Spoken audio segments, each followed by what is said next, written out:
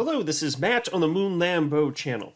Judge Nepern has ordered that evidence that, according to Attorney John Deaton, may have been exculpatory for Ripple CEO Brad Garlinghouse in particular, will remain hidden. Yes, the evidence will remain hidden. Here's a tweet from XRP community member and attorney James Filan. Breaking. Judge Nepern denies Garlinghouse's motion to compel production of the Estabrook notes. The court states that, quote, Estabrook's notes are no different from the notes the court previously found to be protected by the privilege, end quote.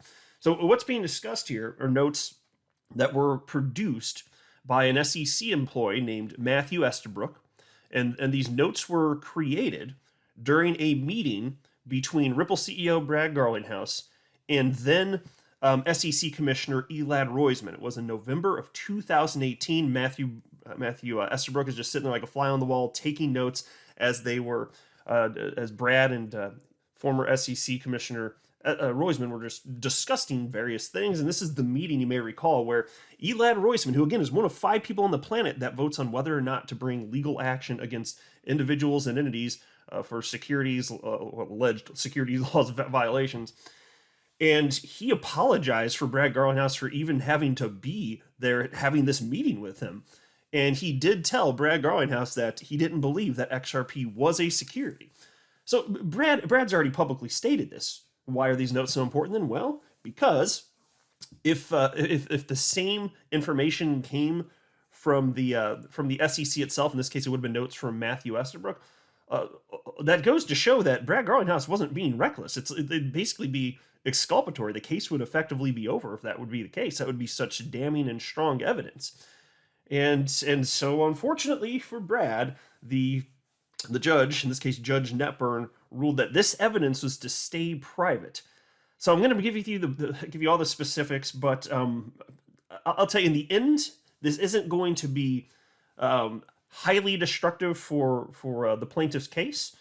And I'm also going to share with you the specifics now that this has happened from attorney John Deaton and perspective also from attorney Jeremy Hogan. But before going further, I do want to be clear, I do not have a financial background of any kind. I am not offering financial advice, and you definitely should not buy or sell anything because of anything I say, all right?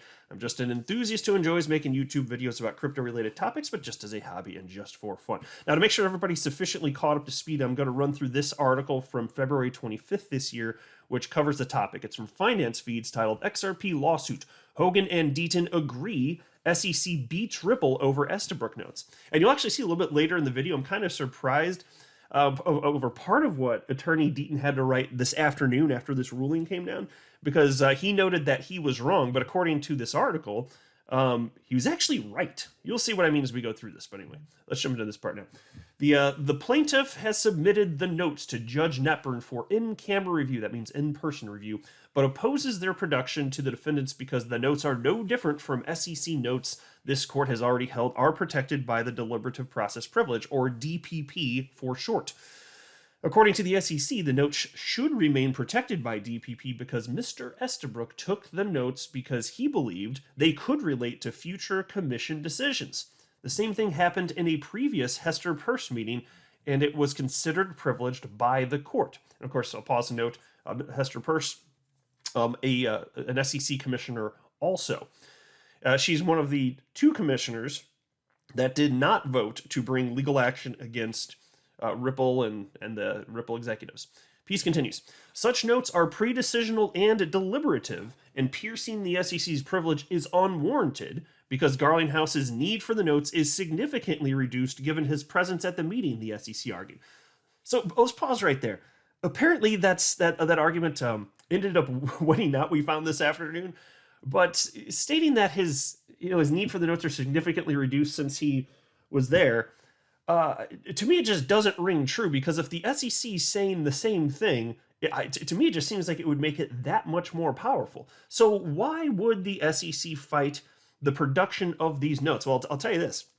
If those notes proved the SEC's point, they'd be throwing them at the court. Be like, yes, please take a look. So whatever is in there, it's not just about privilege. It's not helpful to the case. That's what I suspect to be the case anyway. The piece continues. Ripple requested the Estabrook notes earlier this month and argued these were not protected by DPP. And here's a quote. Notes taken by SEC staff in context of fact gathering with third parties, i.e., not the SEC itself, do not fall within the scope of the DPP, even if the information gathered may later be relied on for future policy making, said Ripple in its motion to compel. Here's another quote. As with other notes this court ordered the SEC to produce, there is no evidence that in the Estabrook notes certain facts were recorded while others were purposely omitted as an exercise of judgment or deliberation, or that such a decision was made to assist with agency decision making, end quote. Yeah, so after this happened, the whole thing was fishy too. You may not recall, or you may or may not recall, Mr. Estabrook decided that he was going to make a career move and leave the SEC. That was announced in January of this year. And up to that point, he was asked for if he had any notes specifically on this. He didn't have anything he claimed, but then he magically found them as he's on his way out the door. Little peculiar right there. And then he ended up signing a sworn affidavit that the intent of these notes was to potentially help with future deliberative processes. So suddenly it became worth that. And it all just seems so silly to me because Brad Garlinghouse was in the damn room. It's like, bitch, whatever you wrote, it's not that big of a secret in all likelihood. And to the degree that it would be, I don't know why he wouldn't just redact. Like, what about the portions that are relevant? Are they suddenly no longer relevant? I don't know. But anyway, then there's this last section of this clip to get you all caught up to speed on what Attorney Hogan and Attorney Deaton had to say as this was going on. So this is as of the end of February. As the judge prepares to rule over the Estabrook notes, attorneys Jeremy Hogan and John Deaton commented on this battle between the SEC and Ripple. And here's a quote from Attorney Jeremy Hogan. I don't think the judge orders these notes be produced. The SEC does a good job of laying out its argument in the first part, and I think the second and third arguments are particularly compelling. If the SEC wins this motion, remember, it's a small battle in this litigation, end quote. So there you go. Attorney Hogan was correct on that, and it's really not the end of the world, but still disappointing to whatever degree. Anytime the SEC gets any victory, but I will say this, in all the pretrial stuff, it's way more been in favor of Team Ripple. I'll say that, just to be perfectly honest and fair. But that's because the SEC's got all sorts of bogus claims. They're getting swatted down left and right because they have stupid claims, and they're a bunch of asshats. Here's a quote from Attorney Deaton now. And this is, again, at the end of February this year. Jeremy is on point as usual. Because Brad Garlinghouse was at this meeting, he is aware of what was said and discussed. Judge Knepper already ruled Ripple couldn't have the notes from other meetings Garlinghouse or SBI, its largest shareholder, were present for. That's a quote directly from him.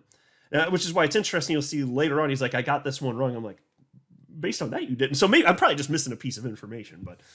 But here's the deal. See, these notes, they must not, the Estabrook notes, must contain not just highlights of what occurred during Brad's meeting with Roisman, who was, again, then the one of the 5 SEC commissioners.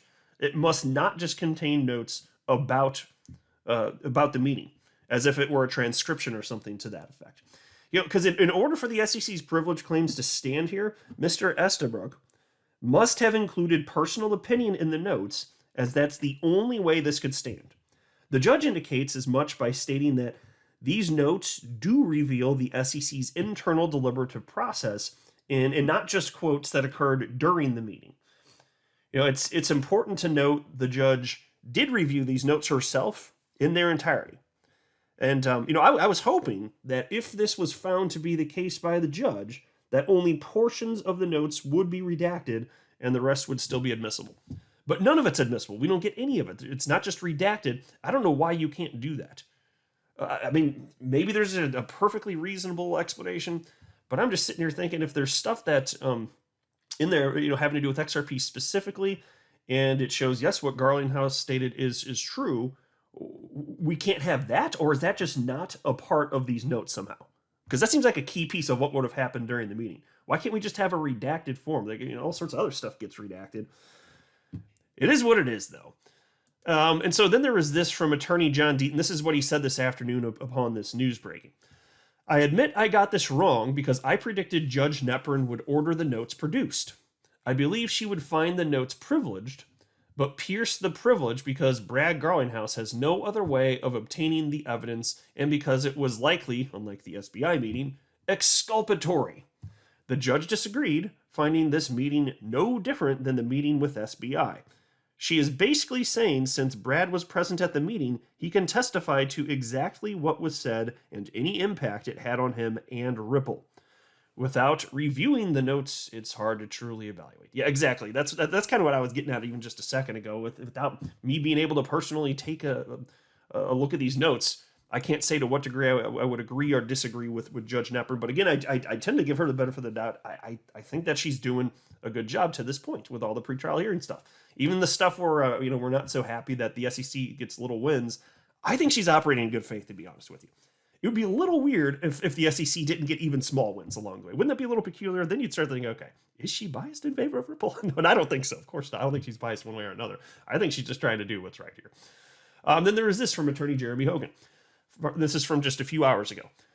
I expected the SEC to win this motion and agree with the judge insofar as she reviewed the notes and applied the DPP factors. Also, as I tweeted back in February, I don't care too much. Garlinghouse was on the call and he can testify about what was said. Uncontroverted. Why fight this uphill battle? Well, number one, because Ripple wasn't 100% sure what was in those notes, and so it was worth taking, worth a chance. It was a chance worth taking. I almost read that wrong. Number two, these are the notes that the SEC found, in quotation marks, after the fact, and it makes the SEC look sloppy/bad, and you always want to highlight that to the judge.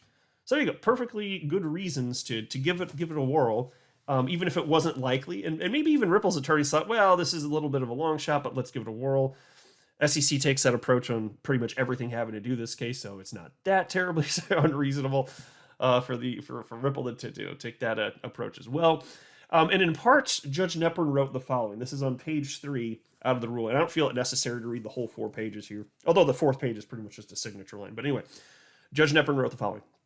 Estabrook's notes are no different from the notes the court previously found to be protected by the privilege. Garlinghouse's need for the notes is significantly reduced in light of his presence at the meeting, just as defendant's need for the notes previously considered was significantly reduced by Ripple's and its shareholders' presence at those meetings. The SEC's fact-gathering from third parties is not an inherently privileged activity, but having reviewed Estabrook's notes, I find that they could reveal to Garlinghouse the SEC's internal thought process during his meeting with Commissioner Roisman. The privilege applies, end quote. So that's unfortunate. She does acknowledge that the nature of them being taken, that on its own didn't make it so that these necessarily would have been privileged. She's saying that does not make it the case, but there actually happens to be writings in here that she believes truly are privileged and the defendants should not have. Well, okay, that's it, open and shut. There's nothing else we can do about that there. If that's the case, that's the case. Again, I really wish there would have been a way to redact some of this, but rather than have nothing, but it is what it is. So the evidence will stay hidden. I'm not a financial advisor. You should not buy or sell anything because of anything that I say or write. That would be a very, very, very bad idea. Until next time, to the moon, Lambo.